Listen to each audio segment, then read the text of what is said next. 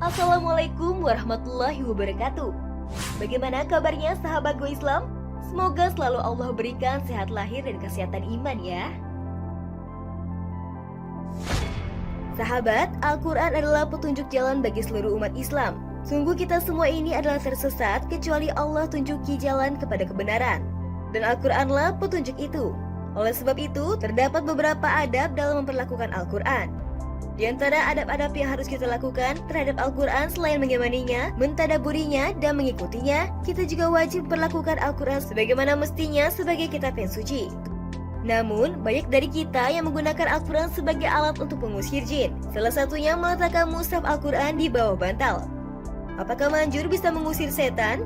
Lantas apa hukumannya meletakkan mushaf Al-Quran di bawah bantal untuk mengusir jin? Silakan sahabat simak video ini sampai selesai hanya di channel Go Islam. Namun sebelum diulas lebih lanjut, jangan lupa klik subscribe, like, dan klik lonceng notifikasinya terlebih dahulu agar channel Go Islam dapat terus memberikan manfaat khasanah keislaman untuk umat.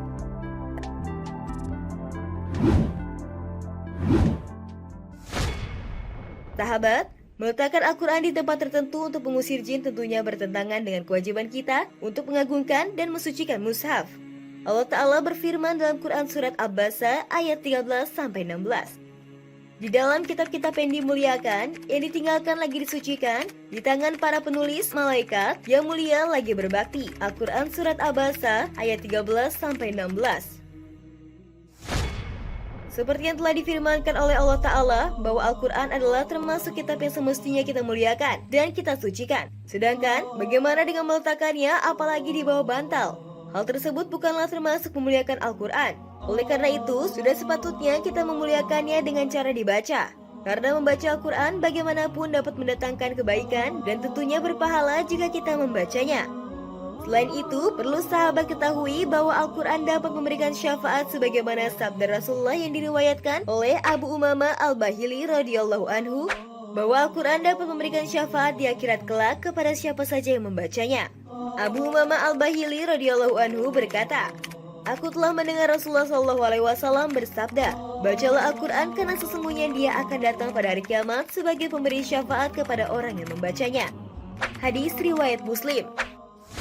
Selain tidak memuliakan Al-Quran, menjadikan Al-Quran sebagai pengusir jin tidak disyaratkan dalam agama. Hal ini bisa diartikan kita menggunakan Al-Quran sebagai tameng atau jimat dengan meletakkannya begitu saja. Sama halnya dengan menggantungkan ayat-ayat Al-Quran di rumah dengan harapan dapat mengusir jin.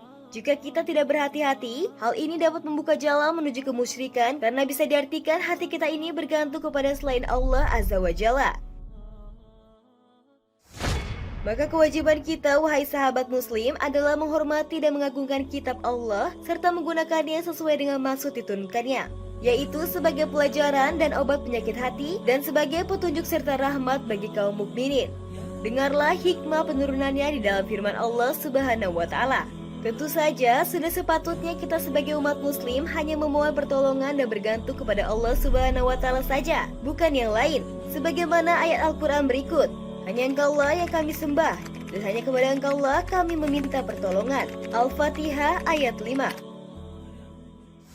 Selain itu, jin tidaklah diusir dengan semata-mata meletakkan mushaf Al-Quran di rumah, atau di kantong baju, atau di bawah kepala atau bantal. Akan tetapi, jin itu bisa diusir dengan menghadapkan hati sepenuhnya terhadap Al-Quran, baik dengan membacanya, berusaha memahaminya, tadabbur, mengamalkannya, menjadikan sebagai sumber hukum, berdakwah dengannya, dan juga menghadapkan hati dengan mengamalkan zikir-zikir yang disyariatkan.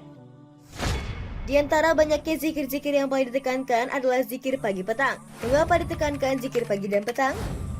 Rasulullah SAW bersabda, gunakanlah waktu pagi dan waktu sore serta sebagian waktu malam untuk beribadah. Hadis riwayat Bukhari nomor 39. Rasulullah SAW mengajarkan zikir setiap pagi dan sore. Dan dua waktu ini adalah waktu istirahat dan waktu orang lalai. Di samping itu, dua waktu ini menjelang pergantian suasana hari, dari gelap ke terang atau terang ke gelap, sehingga manusia butuh perlindungan untuk modal melintasi waktu malam atau waktu siang. Ibnu Qayyim mengatakan, zikir pagi dan sore ibarat baju besi. Semakin banyak lapisan lempengnya, senjata tidak akan bisa menembus pemakaiannya. Bahkan, kekuatan baju besi bisa mencapai keadaan di mana tombak bisa mental dan balik menyerang orang yang melemparnya.